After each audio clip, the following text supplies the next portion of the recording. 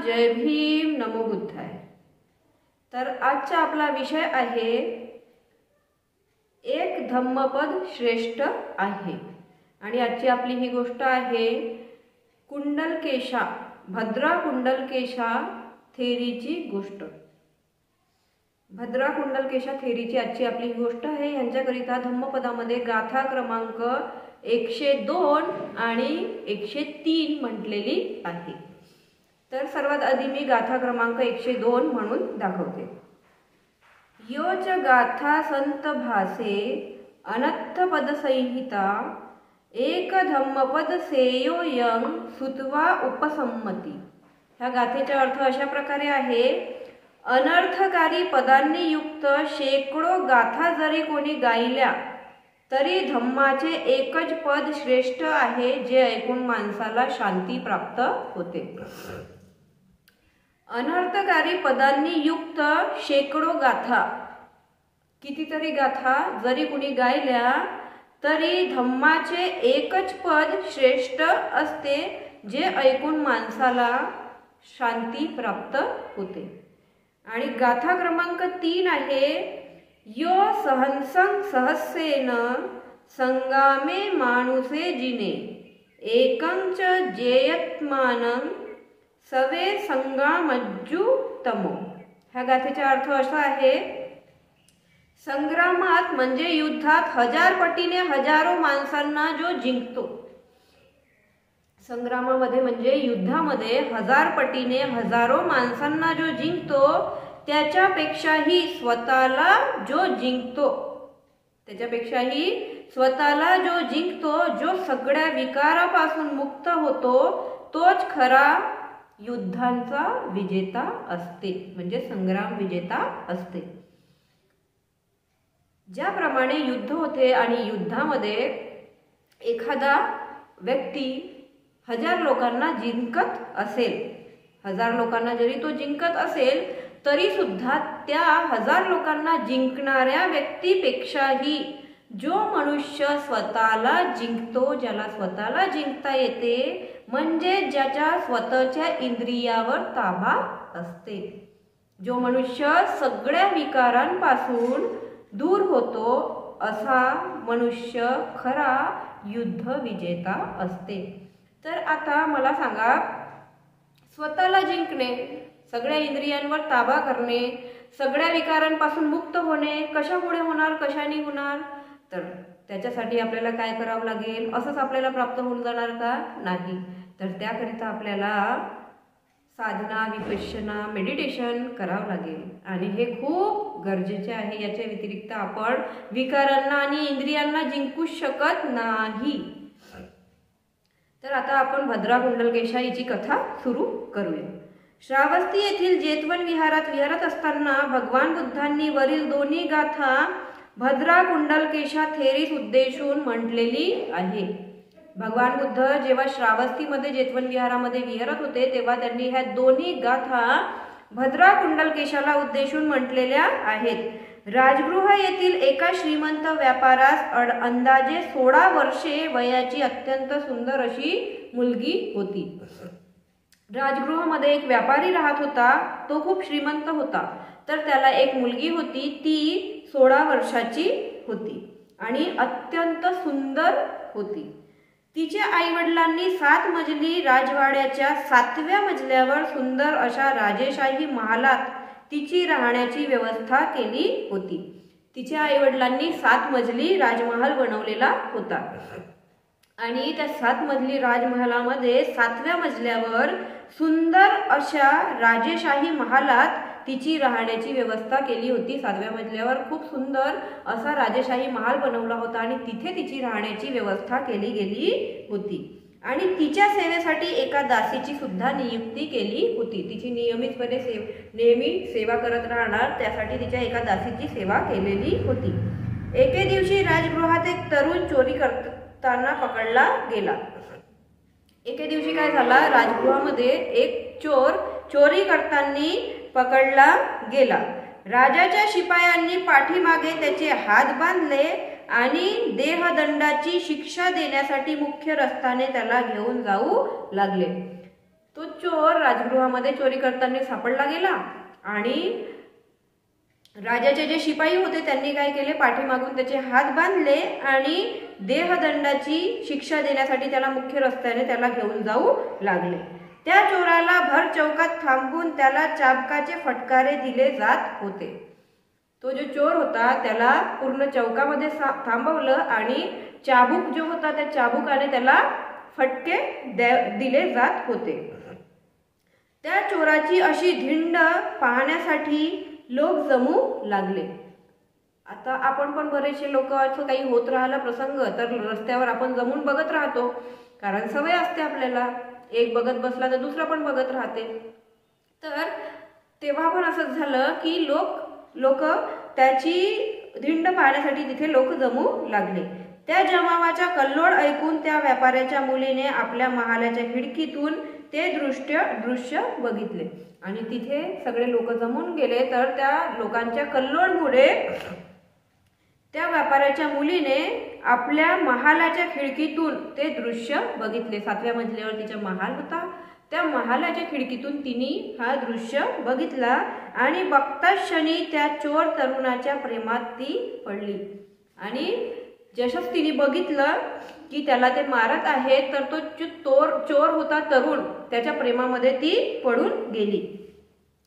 त्याच्या प्रेमात पडण्याची इतकी उत्कट अभिलाषा तिला झाली की तिने खाणे पिणे सोडून बिछाना धरला. आणि तो चोर होता, तो भर रस्त्यामध्ये होता, तर तिने ते राजाचे शिपाई त्याला मारत होते चाबुकनी, तर तिने ते बघितलं आणि ती त्याच्या प्रेमामध्येच पडली. आणि प्रेमामध्ये पडली तर तिने खाणं पिणं सगळं सोडून दिलं आणि फक्त बिछाण्यावर पडून राहायची. तिच्या आईने तिला अनेक प्रकारे समजविले की एखाद्या चोराच्या प्रेमात पडणे इष्ट नव्हे. तिच्या आईने तिला खूप समजवलं की तू ह्या राजमहालामध्ये राहते, तू एका श्रीमंत व्यापाऱ्याची मुलगी आहेस आणि तू चोर व्यक्तीच्या प्रेमामध्ये तू पडून राहिलेली आहेस. अशा चोराच्या संगतीने जीवन निरर्थक होते. तिची आई तिला समजावू लागली की अशा चोराच्या संगतीमध्ये जर आपण राहिलो तर आपलं जीवन सुद्धा निरर्थक होते. ज्याला एवढ्या अपमानास्पद रीतीने रस्त्याने फटके मारून नेण्यात येत आहे त्याच्याशी लग्न केल्याने लोक काय म्हणतील.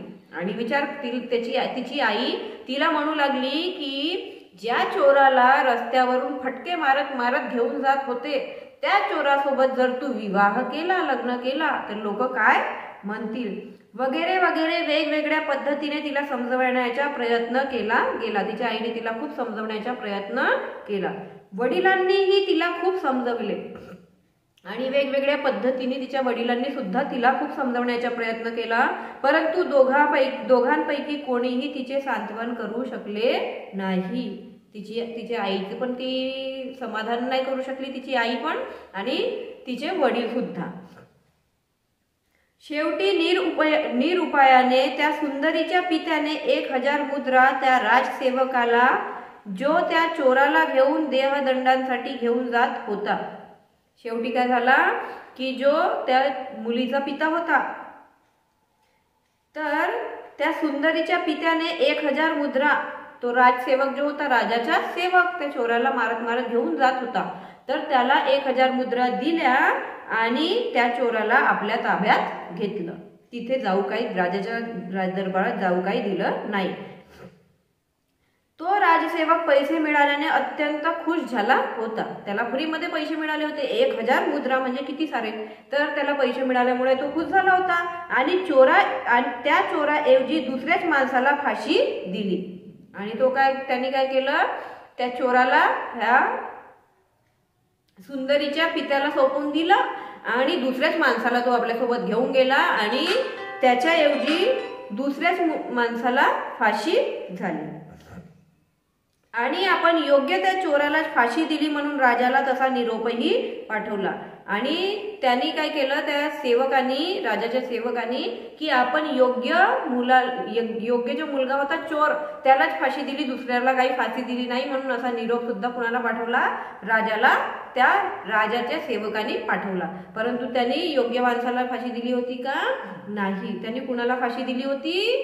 जो योग्य होताच नाही, जो निरपराधी होता, त्याचा काही अपराध नव्हता, तरी त्यांनी 1000 मुद्रा त्याला मिळाले आणि त्याने त्या चोराला त्या सुंदरीच्या पित्याला दिलं आणि वेगळ्याच माणसाला घेऊन जाऊन तिथे त्यांनी फाशी दिली होती. मग काय झालं की त्या श्रीमंत व्यापाराने त्या चोरासोबत आपल्या मुलीचे लग्न लावून दिले, कारण त्यांची मुलगी काही तयारच नव्हती मानायसाठी, तिला त्या चोरासोबतच लग्न करायचं होता. तर त्या व्यापाऱ्याने 1000 मुद्रा त्या राजसेवकाला दिले आणि त्या चोरासोबत आपल्या मुलीचे लग्न लावून दिले. त्यानंतर त्या सुंदरीने चोर नवऱ्याचे मन जिंकण्याच्या अनेक परीने प्रयत्न केला. ती अतिशय सुंदर होती, तर तिने काय केलं, तिच्या आपल्या नवऱ्याचं मन जिंकण्यासाठी खूप वेगवेगळ्या परीने प्रयत्न केला. तिने स्वतःकडे असलेले सर्व दागदागिने त्याला सोपवून दिले. जेही तिच्याकडे दागदागिने होते ते तिने त्या चोराला म्हणजे आपल्या पतीला सोपवून दिले. त्याचे भोजन स्वतःच्या हाताने तयार करून त्याला ती वाढत असे. भोजन स्वतः बनवायची आणि आपल्या हाताने तयार करून त्याला ती वाढत असायची. काही दिवसानंतर तो चोर स्वतःशीच विचार करू लागला, ह्या पत्नीला आपण ठार करावे व तिच्याकडील दागदागिने विकून आपण एखाद्या विश्राम धामात जाऊन राहावे. त्यांनी काय विचार केला त्या चोरांनी की आपण काय करावे, हिला मारून घ्यावे आणि हिला मारून आपण हिचे जे दागदागिने आहेत ते विकून आपण एका विश्रामधामामध्ये जाऊन राहावे आणि जे पैसे मिळतील, दागदागिने विकल्यानंतर जे पैसे मिळतील तर त्या मिळालेल्या पैशाने ऐशो आराम आपण करावा. तो चोर असा विचार करू लागला व तशी त्याने योजनाही तयार केली आणि विचार करून त्याने पूर्ण योजना सुद्धा तयार केली. त्याने आपला बिछाना धरला व खाणे पिणे सोडून दिले आणि त्याला ते प्लॅनिंग करायची होती. तर त्याने काय केलं, बिछाना धरला आणि खाणं पिणं पूर्णपणे सोडून दिले. त्याची पत्नी सुंदरी त्याच्याकडे येऊन विचारपूस करू लागली की तुम्ही बिछाना का बरं धरला, खाणं पिणं का बरं सोडून दिलं, तुम्ही जेवण वगैरे का बरं करत नाही. तिने विचारले तुम्ही दुखी का आहात, आणि अशा प्रकारे ती आपल्या पतीला विचारू लागली की तुम्ही का बरं दुखी आहात, माझे आई वडील आपणावर रागावले तर नाही ना, माझ्या आई वडिलांनी तुम्हाला काही बोलले तर नाही ना, ते आपल्यावर रागावले तर नाही ना. सर्व प्रश्नांना त्याने नकारार्थी उत्तर दिलं. ती जेवढेही प्रश्न करत गेली त्या सगळ्या प्रश्नाचे उत्तर तो नाही म्हणूनच देत गेला. मग तिने पुन्हा त्याला विचारले मग झालं तरी काय, तुम्ही असे का रुसून बसले आहात. मग तिने पुन्हा विचारलं की झालं तरी काय की तुम्ही जेवण नाही करत, काही नाही करत आणि तुम्ही बिछानात धरून बसले आहात, तर तुम्ही झालं तरी काय की असे रुसून बसले आहात. तेव्हा तो तिला म्हणाला प्रिये, त्या दिवशी रस्त्याने माझी धिंड जेव्हा काढली गेली होती, ज्या दिवशी याला मारत मारत घेऊन जात होते रस्त्याने, तेव्हा चोरांच्या पहाडावर असलेल्या देवतेला मी नवस केला होता. तेव्हा चोरांच्या पहाडावर असलेला देवताला मी नवस केला होता की जर मी तुझ्या कृपेने जिवंत राहिलोच तर तुझे नवस फेडायला मी नक्की येईल. त्या देवाला मी असा नवस केला की जर तुझ्या कृपेने मी जिवंत राहिलोच तर तुझे नवस फेडण्यासाठी मी नक्की येईल. परंतु इतके दिवस झाले तरी मी त्या देवतेचे नवस फेडू शकलो नाही. आणि तो आपल्या पत्नीला म्हणू लागला आता इतके दिवस झाले आपलं लग्न विवाह होऊन आणि मी त्या सजेपासून वाचून तरी सुद्धा मी त्याचे नवस काही फेडू शकलो नाही त्या देवताचे. यावरती सुंदरी त्याला म्हणाली तुम्ही चिंता करू नका. सुंदरी त्याला म्हणते तुम्ही चिंता करू नका, नवस फेडण्याची पूर्ण तयारी मी करीन. आता ती पत्नी होती, ती त्याला मनवायचा पूर्णपणे प्रयत्न करायची. तर ती म्हणते तुम्ही चिंता करू नका, नवस फेडण्याची पूर्ण तयारी मी करीन, त्यासाठी काय काय हवे आहे ते तुम्ही मला सांगा. नवस फेडण्यासाठी काय काय हवे आहे ते तुम्ही मला सांगा. त्यावर तो म्हणाला छानपैकी तांदळाची खीर, त्यावर शुद्ध मध, 5 प्रकारची सुगंधित फुले, त्यात लाजवंतीची फुले सुद्धा असावी. म्हणजे तो सांगू लागला की छानपैकी तांदळाची खीर बनव आणि त्याच्यामध्ये शुद्ध मध टाक, शहद, 5 प्रकारची सुगंधित फुले घे आणि त्याच्यामध्ये लाजवंतीची फुले सुद्धा असायला पाहिजे. अशा प्रकारे सर्व वस्तू तयार करून अशा प्रकारे तिने काय केलं, सर्व वस्तू तयार केल्या आणि त्या चोर नवऱ्यासोबत ती नवस फेडण्यासाठी देवतेला नवस फेडण्यासाठी ती निघाली. निघण्यापूर्वी त्याने तिला अंगावर किमती वस्त्र दागिने व जड जवाहिरे घालायला लावले. तर जेव्हा ते जात होते तर त्यांनी काय केलं, कारण त्याची प्लॅनिंग होती की हिला पहाडावर घेऊन जायचं, तिथून हिला खाली पाडायचं, हिचे पूर्ण दागिने घ्यायचे, ते विकायचे आणि ऐशो आरामामध्ये आपलं जीवन व्यतीत करायचं. तर त्याने तिला म्हटलं की अंगावर तू वस्त्र आणि किमती वस्त्र दागिने व जड जवाहिरे पूर्ण तिला घालायला लावले. दोघेही मौज मस्ती करीत जायचे असल्यामुळे कोणी नातलग किंवा सेवक बरोबर घेऊ नकोस. आणि असं सुद्धा म्हणाला तो तिला की आपण दोघेही मौज मस्ती करत करत जाऊ, म्हणून कोणीही नातेवाईक किंवा तुझ्या सेवक वगैरे सोबत घेऊ नकोस असे तिला सांगितले त्याने.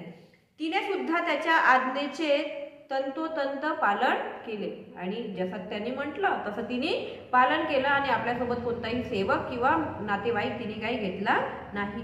परंतु जेव्हा ते दोघेही त्या पर्वत शिखरावर देवताच्या जवळ पोहोचले तेव्हा तो तिला म्हणाला. मग असेच ते लोक त्या पर्वत शिखरावर जो देवता होता त्या देवताजवळ पोहोचले तेव्हा तो तिला म्हणतो, तो चोर तिला म्हणतो, मला त्या देवतेच्या नवसाशी काही घेणे देणे नाही. मला त्या देवतेच्या नवस सोबत काही घेणे देणे नाही. तुला इथपर्यंत घेऊन येण्यासाठी मला ही युक्ती करावी लागली. तुला इथपर्यंत घेऊन यायचं होतं म्हणून मला ही युक्ती करावी लागली. त्यावर ती म्हणाली, पतिराज तुम्ही मला इथे कशासाठी आणलं आहे. ती विचारते, पतिराज तुम्ही मला इथे कशासाठी आणलाय. तो म्हणाला की मी तुला ठार मारून तुझे दागदागिने जड जवाहिरे घेऊन जाण्यासाठी मी तुला इथे आणलेले आहे. तुला मी ह्याकरिता इथे आणलेले आहे की तुला मी मारून टाकणार आणि तुझे जे दागदागिने आहेत ते मी आपल्यासोबत घेऊन चालला जाणार. हे ऐकून ती सुंदरी भीतीने कापू लागली. जसं तिने हे ऐकलं तिला भीती निर्माण झाली की माझ्या पती मी एवढं प्रेम करते याच्यावर आणि मी माझ्या आईवडिलांचं न ऐकता याच्यासोबत विवाह केला आणि ती भीतीने आता कापू लागली. परंतु तिने धीर धरला व त्या चोरपतीला ती म्हणाली, धीर धरला तिने आणि त्या चोरपतीला ती म्हणाली, पतिराज माझ्या सहित सर्व दागदागिने व जड जवाहिरे हे सर्व तुमचेच आहेत ना. आणि आपल्या पतीला म्हणते की मी आणि माझ्यासोबत सर्व दागदागिने जड जवाहिरे ते सगळे तुमचेच आहेत ना. मग तुम्ही असे का बरं बोलता. आणि सगळे जर तुमचेच आहेत तर मग तुम्ही असे का बरं बोलता. तुम्ही गंमत तर करत नाही ना. आणि आपल्या पतीला विचारते की तुम्ही गंमत तर करत नाही आ ना. यावर तो म्हणाला, मी तुला ठार करण्यासाठी तिथे आणले आहे. यावर तो म्हणतो तिला की मी तुला मारण्यासाठी तिथे आणलेले आहे, तेव्हा आता तू मरण्यास तयार हो.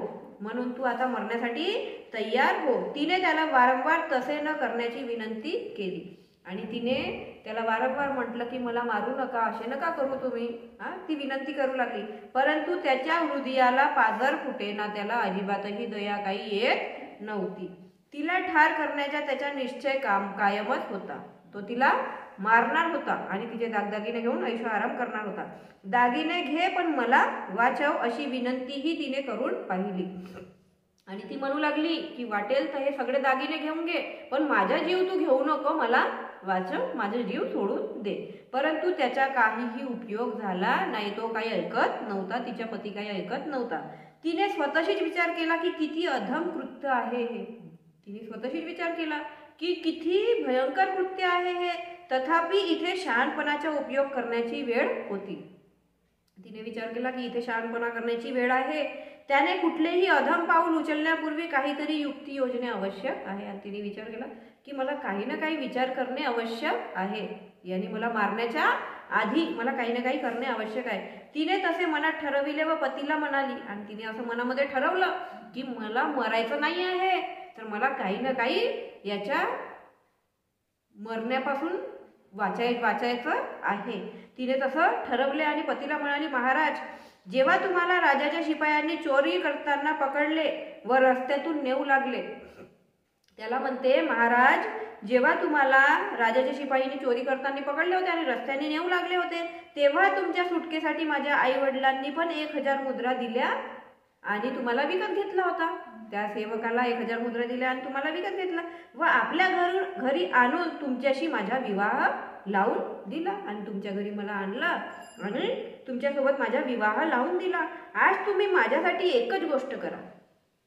आणि अशा प्रकारे ती का म्हणते की जेव्हा तुम्ही रस्त्यावरून जात होते चोरी करताना सापडले होते तेव्हा माझ्या आई वडिलांनी 1000 मुद्रा देऊन तुम्हाला विकत घेतलं होतं आणि तुमच्यासोबत माझा विवाह लावून दिला होता. तर आज तुम्ही माझ्यासाठी फक्त एकच गोष्ट करा.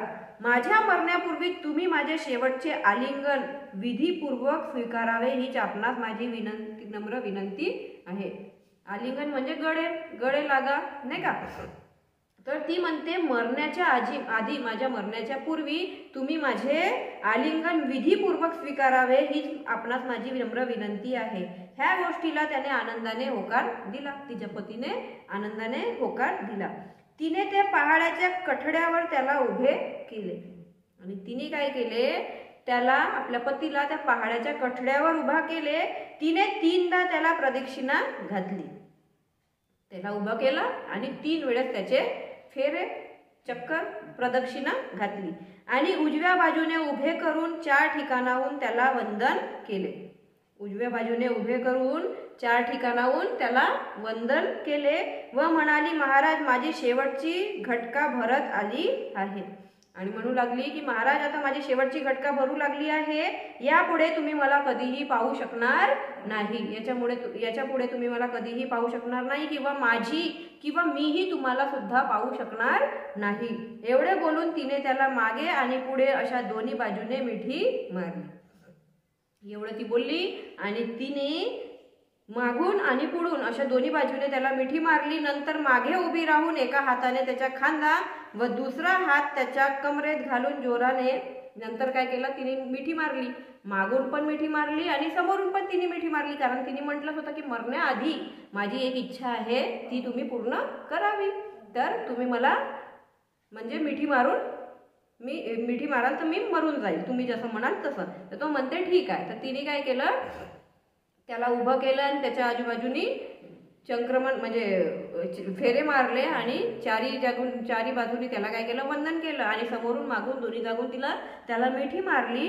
आणि मिठी मारताना नंतर काय केलं तिने मागे उभी राहिली. त्याच्या मागे उभे राहून एका हाताने हाताने खांदा पकडला व दुसरा हात त्याच्या कमरेत घातला आणि जोराने त्याला त्या कड्यावरून खाली ढकलले. आणि जोराने त्याला काय केले त्या कड्यावरून खाली ढकलले. एक हात खांद्यावर एक हात कमरेवर टाकला आणि जोराने त्याला ढकलले.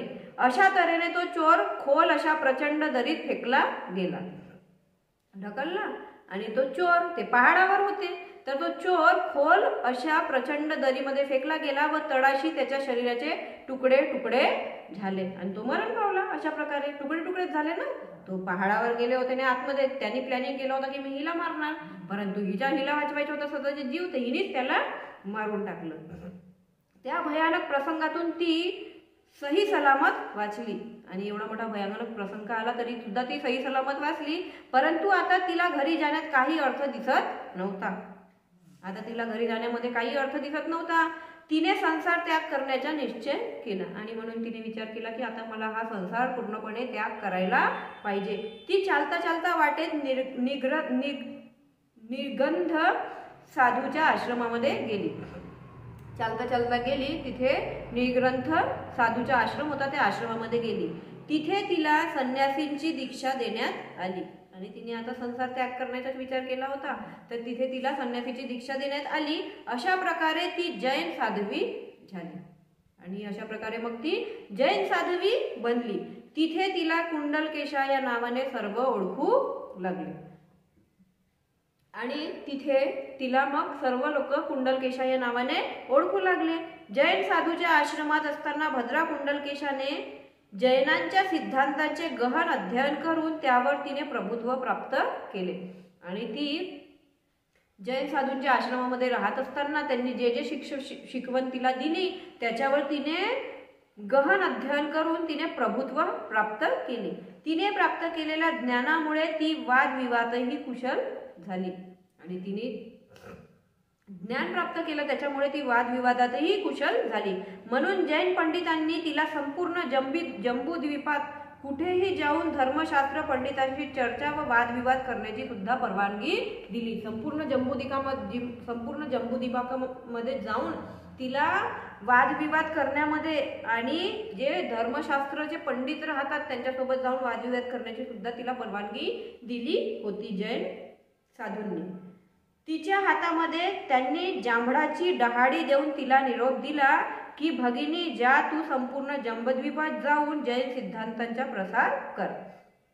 आणि आता तिला ज्ञान प्राप्त झालं होतं, तर तिला आता त्या जैन साधूंनी म्हटलं की तू जांभळ असते, जांभळाची डहाळी दिली आणि तिला निरोप दिला की भगिनी, जा तू आता संपूर्ण जम्बूद्वीपामध्ये जा आणि तिथे जाऊन तू जैन सिद्धांताच्या म्हणजे जैन धर्माचा तू प्रचार प्रसार कर. आणि एवढेच नव्हे तर धर्मपंडितांना वादविवाद तिथे जाऊन जैन सिद्धांताचा प्रसार कर. आणि एवढंच नाही तर धर्मपंडितांचा वादविवाद हरवून विजयी हो. जे धर्माचे पंडित राहतात त्यांच्या वादविवाद त्यांना हरव आणि तू विजयी हो. मात्र जो कोणी ग्रहस्थ तुला हरवील त्याची दासी हो. परंतु जर तुला कुणीतरी हरवलं तर तू त्याची काय होशील? दासी हो. आणि कोणी साधू तुला हरवलं तर तू त्याच्या संघात साध्वी हो. जर एखाद्या ग्रहस्थांनी तुला हरवलं तर तू त्याची दासी बन. आणि जर एखाद्या साधूने तुला हरवलं तर तू त्याची काय बनशील? त्याच्या संघामध्ये तू होऊन साध्वी बनशील. अशा तऱ्हेने आश्रमातील निग्रंथ साधूचा निरोप घेऊन ती संपूर्ण जम्बूद्वीपात फिरली. अशा तऱ्हेने ती त्या निग्रंथ साधूंचा निरोप घेतला आणि संपूर्ण जम्बूद्वीपामध्ये ती फिरली. अनेकांना तिने वादविवाद हरवले. जे धर्माबद्दल वादविवाद राहतात त्याच्यामध्ये तिने हरवले. तिने एवढा नाव लौकिक व प्रतिष्ठा प्राप्त केली की वादविवादातील तिचे आव्हान स्वीकारण्यास कोणीच तयार होत नव्हते. म्हणजे ती आता फेमस होऊ लागली. तर अशा प्रकारे तिने एवढी प्रशंसा प्रतिष्ठा हासिल केली की कुणीही तिच्यासोबत आता वादविवाद करण्यामध्ये तयार नव्हता. लोक जम्बू परिव्राजिका नाव ऐकून वादविवाद न घालता पडून जात होते. आणि अशा प्रकारे तिचं नाव कुंडलकेशा होता आणि मग तिचं नाव ठेवण्यात आलं जम्बू परिव्राजिका. म्हणजे ती जम्बूद्वीपामध्ये संपूर्णपणे फिरत होती आणि वादविवाद धर्माबद्दल जेही काही वादविवाद असायचे त्याचे ते तिथं जिंकायची. तर कुणीही तिच्यासोबत वादविवाद घालण्यात तयार नव्हता. शहरात किंवा खेड्यात भिक्षाटनाला शिरण्यापूर्वी भद्रा कुंडलकेशा त्या शहराच्या वेशीवर जांभळाची डहाळी जमिनीत रोवीत असे. आणि जेव्हा जेव्हा ही शहरामध्ये किंवा खेड्यामध्ये भिक्षाटनासाठी जाण्याच्या आधी ही काय करायची? त्या शहराच्या वेशीवर जांभळाची जी डहाळी होती ती त्या जमिनीमध्ये रोवीत असे. आणि त्या शहरातील व खेड्यातील विद्वान पंडितांना वादविवादासाठी आमंत्रित करीत असे. आणि ज्याही गावामध्ये ती भिक्षाटनासाठी जायची त्या गावामध्ये जाऊन ती त्या शहराच्या किंवा गावाच्या पंडितांना वादविवाद करण्यासाठी ती आमंत्रित करीत असे व आव्हान करीत असे की जो कोणी शास्त्र पंडित माझ्याबरोबर वादविवाद करू इच्छित असेल त्याने मी रोवलेली जांभळाची डहाळी पायाखाली तुडवावी.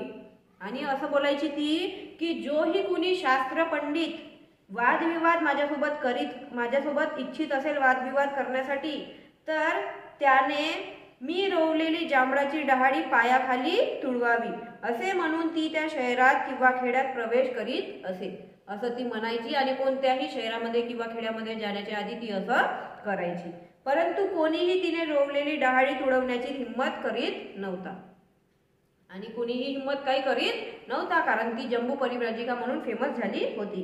जर एक डहाळी कोमेजली तर ती दुसरी ताजी मिळवीत असे. एक डहाळी कोमेजली असेल, चिमली असेल तर ती दुसरी ताजी मिळवीत असे. अशा तऱ्हेने अखंड प्रवास करीत करीत ती श्रावस्ती येथे आली. अशा तऱ्हेने ती खूप सारा प्रवास करत करत ह्या खेड्यातून ह्या शहरातून त्या शहरातून नाही का असं करत करत ती श्रावस्ती शहरामध्ये आली. आणि श्रावस्तीच्या फाटकाजवळ जांभळाची ताजी डहाळी तिने रोवली. श्रावस्तीच्या शहरामध्ये ज्याप्रमाणे तिचा नियमच बनवला होता कोणत्याही शहराच्या किंवा गावाच्या बाहेर गावाच्या आतमध्ये शिरण्याच्या पूर्वी ती त्या गावाच्या बाहेर काय करायची? ती जांभळाची डहाळी रोपवून टाकायची. आणि नेहमीप्रमाणे तिने वादविवादाचे आव्हान करायची की लोकांना आव्हान करायची की जो कोणी माझ्यासोबत वादविवाद करेल तर त्यांनी काय करावे? ही जांभळाची डहाळी आपल्या पायाखाली तुडवावी. असं करून तिने आवाहन केलं आणि भिक्षाटनासाठी श्रावस्ती शहरामध्ये ती आतमध्ये शिरली. कित्येक लोक डहाळी भोवती जमा झाले आणि पुढे घडणाऱ्या प्रसंगाची आतुरतेने वाट पाहत थांबले. कितीतरी लोक श्रावस्ती शहरातले तिथे त्या डहाळी, ते जांभळाची डहाळी म्हणजे तिथे जमा झाले आणि ते बघत होते आतुरतेने की आता काय होते लोक. तर त्यावेळी भंते सारीपुत्त तिथे आले. भंते सारीपुत्त तिथे आले आणि उभ्या असलेल्या तरुणांना ती डहाळी पायाखाली तुडविण्यास सांगितली. भंते सारीपुत्त आले आणि त्यांनी म्हटलं की ही जी डहाळी आहे जांभळाची, तर हिला तुम्ही आपल्या पायाखाली तुडवावी. कुणी सांगितलं असा? भंते सारीपुत्तांनी सांगितलं. तिथे जे तरुण होते त्यांना असं सांगितलं. तेव्हा ती साध्वी भिक्षाटनावरून परत आली. भिक्षाटन केलं तिने, त्या साध्वीनी, कुंडलकेशा जम्बू परिव्राजिका तिने, आणि ती भिक्षाटनावरून परत आली. तिने पाहिले की डहाळी तुडवून तिचे आव्हान कोणीतरी स्वीकारले आणि तिने बघितलं, कारण ती आव्हान करायची की ही डहाळी पायाने तुडवावी आणि माझे आव्हान तुम्ही स्वीकारावे आणि मी जे प्रश्न करेल त्या प्रश्नांचे तुम्ही उत्तर द्यावे, जो जिंकेल, नाही का, असं तिने हे केलं. आणि तिने बघितलं आपल्या डोळ्याने की ही डहाळी तर तुटलेली आहे, म्हणजे माझे आव्हान कुणीतरी स्वीकारले. तिथे उभ्या असलेल्या भंते सारीपुत्तांना तिने विचारले, भंते, ही डहाळी तुडवण्यास त्या तरुणांना आपण सांगितले आहे काय?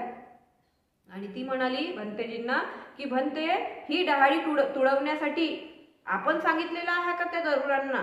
यावर भंते सारीपुत्तांनी म्हटलं, हो, मीच सांगितलेलं आहे, म्हणून मान हलवली. यावर त्या साध्वीने त्याला वादविवादास तयार होण्याचे आव्हान दिले आणि सारीपुत्तांनीही ते आनंदाने स्वीकारले. यावर ती म्हणाली की आता आपण वादविवाद करूया आणि मग सारीपुत्त भंतेजींनी सुद्धा ते आव्हान स्वीकार केले. त्या साध्वीने जैन संप्रदायातील अनेक प्रश्न महास्थवीर सारीपुत्तांना विचारले. तिने काय केलं, ती निग्रंथ साधूकडून शिक्षा ग्रहण करून आली होती, बरोबर. तर तिने काय केलं, जैन संप्रदायातील अनेक प्रश्न त्या महास्थवीर सारीपुत्तांना ती विचारले व त्यांनीही तितक्याच तत्परतेने तिच्या अनेक प्रश्नाची उत्तरे अगदी बरोबर दिली. आणि ती जेवढ्या उत्साहाने प्रश्न विचारत होती तेवढ्याच उत्साहाने भंते सारीपुत्त तिच्या प्रश्नाचे उत्तर देत गेले. शेवटी स्थवीर सारीपुत्तांनी एकच प्रश्न तिला विचारण्याची परवानगी मागितली. तिने प्रश्न विचारत गेली.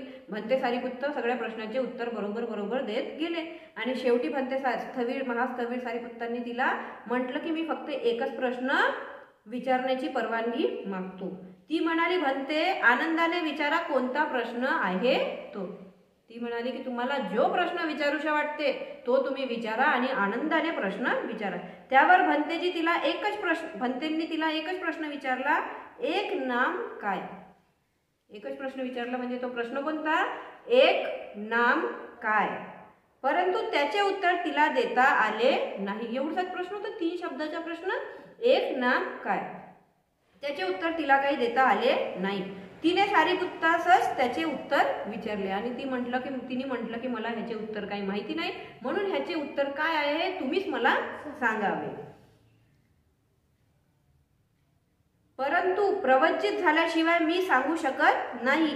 तिने सारीपुत्तास त्याचे उत्तर विचारले, परंतु प्रवचित झाल्याशिवाय मी सांगू शकत नाही असे सारीपुत्त म्हणाले की प्रवचित झाल्याशिवाय मी हा उत्तर सांगू शकत नाही आणि म्हणूनच तिला तथागताच्या भिक्खुनी संघात सामील करून घेण्यात आले. भंतेंनी तिला काय म्हटलं, जेव्हापर्यंत तू प्रवर्जित होशील नाही तेव्हापर्यंत मी तुला काय सांगू शकत नाही, म्हणून तुला प्रवर्जित होणे आहे, दीक्षा देणे आहे, नाही का.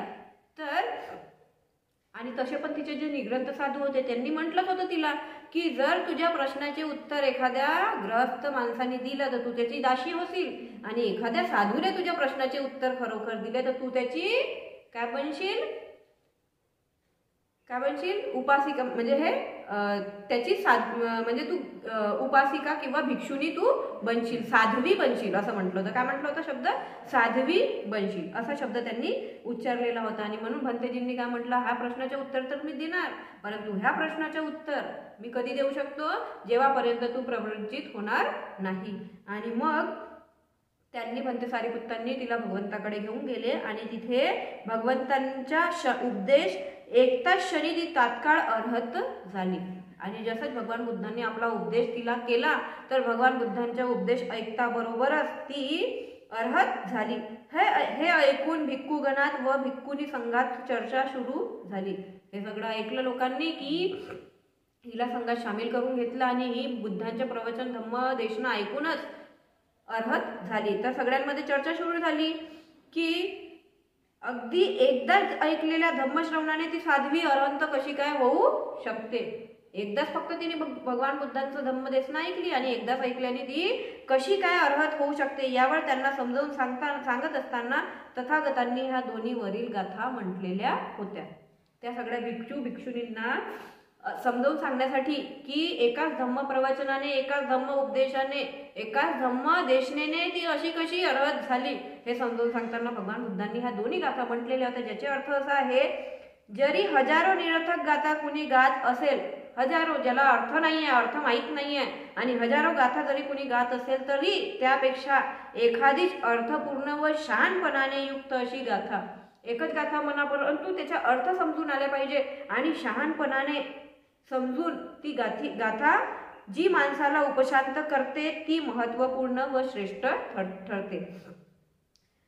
एखादी व्यक्ती हजारो माणसांना हजारो लढ्यामध्ये जिंकत असेल. दुसरी गाथा अशी आहे, एखादी व्यक्ती लढाई होते आणि एक व्यक्ती 1000 माणसांना जरी जिंकत असेल तरी सुद्धा जी व्यक्ती स्वतःला जिंकते, जी व्यक्ती स्वतःला जिंकत असेल तर अशी व्यक्ती श्रेष्ठ असते, सर्वश्रेष्ठ असते. त्या माणसाने हजारो माणसांना जरी युद्धामध्ये जिंकलं तरी ज्या माणसाने स्वतःला जिंकलं तो त्याच्यापेक्षा श्रेष्ठ, सर्वश्रेष्ठ, विजेता असा समजला जातो. भद्रा कुंडलकेशा थेरी हिच्याबद्दल आता आपण थोडंफार जाणून घेऊया. ही थेरी भगवान बुद्धाच्या भिक्खुनी शिष्यांमध्ये अग्रगण्य होती. ही जी भद्रा कुंडलकेशा थेरी होती, आतापर्यंत आपण तिच्याबद्दल ऐकलं, तर ही बुद्धांच्या भिक्षुनी शिष्यांमध्ये अग्र स्थानावर होती, उच्च स्थानावर. कारण तिला तथागतांच्या उपदेशानंतर लगेच ज्ञानप्राप्ती झाली. तथागतांनी जसंच उपदेश केला तसंच तिला लगेच ज्ञानप्राप्ती झाली. कुंडलकेशाच्या जीवनाचा आलेख खरोखरच विस्मित करणारा आहे. जेव्हा ती आलिंगन देण्याच्या निमित्ताने चोर आणि दुष्ट अशा नवऱ्याला पहाडावरून खोल दरीत ढकलून देते. आपल्या नवऱ्याला आलिंगन करतो म्हणून ती आपल्या नवऱ्याला पहाडावरून खोल दरीमध्ये ढकलून देते. त्यानंतर परत घरी जाऊन संसारात गुंतून जाण्यात तिला अर्थ वाटत नाही आणि तिला असं वाटतं की आता मी घरी जाऊन माझं काही अर्थ वाटत नाही म्हणून ती काय करते, निग्रंथ साधूंच्या याच्यामध्ये जाते आणि संसार त्याग करून देते. त्यानंतर परत घरी जाऊन संसारात गुंतून जाण्यात अर्थ नाही असं अर्थ वाटत नाही, ती संसार त्याग करून निग्रंथ साधूच्या आश्रमामध्ये सामील होते. केश लुंचन करण्याची जैन साधू व साध्वीत केश कुंडलासारखे कुरडे येत होते. म्हणजे तिचे केस कुंडलासारखे कुरडे नाही का तसे येत होते आणि म्हणूनच तिचे नाव कुंडलकेशा. तिचे केस कसे होते, असे कुंडलासारखे कुरडे म्हणतो ना आपण, म्हणून तिचे नाव कुंडलकेशा असे पडले व तेच नाव तथागतांच्या भिक्षुनी संघामध्ये सुद्धा सामील झाल्यावर कायम राहिले. आणि तिचे हे नाव जेव्हा ती तथागतांच्या संघामध्ये सामील झाली तर तिथे सुद्धा तिचे नाव हे कायमच राहिले. आपण सुरुवातीला असे भटकत होतो आणि गृधकूट पर्वतावर सुगतांची तिच्याशी कशी भेट झाली व आपली उपसंपदा कशी झाली याचे सुंदर वर्णन तिने स्वतःच रचलेल्या गाथांमध्ये व्यक्त केलेले आहे. आणि तिने स्वतःच आपले सुंदर अशा गाथा तिने रचलेल्या आहेत. कुणी? भद्रा कुंडलकेशाने. तर अशा प्रकारे आपण बघितलं भद्रा कुंडलकेशा थेरीची गोष्ट. कशा प्रकारे ती एवढ्या श्रीमंत अशी मुलगी होती आणि तिने चोराला बघितलं आणि त्याच्यासोबत तिने विवाह केला आणि तो तिला मारण्याचा प्रयत्न करत होता तर हिनेच त्याला आलिंगन करून त्याला तिने मारून टाकला आणि नंतर ही जैन साध्वी झाली आणि त्याच्यानंतर सगळ्यांना चॅलेंज देत गेली आणि नंतर भंते सारिपुत्तांनी तो चॅलेंज स्वीकार केला आणि अशा प्रकारे मग ही भिक्षुणी संघामध्ये तथागतांच्या भगवान बुद्धांच्या भिक्षुणी संघामध्ये सामील झाली. आणि तिथे सामील होता बरोबरच ज्या क्षणी तथागतांनी हिला धम्म उपदेश दिला त्या क्षणीच हिला काय झालं, अरहंत पद प्राप्त झालं. तर अशा प्रकारे आजची ही गोष्ट होती भद्रा कुंडलकेशाची गोष्ट. साधू साधू साधू.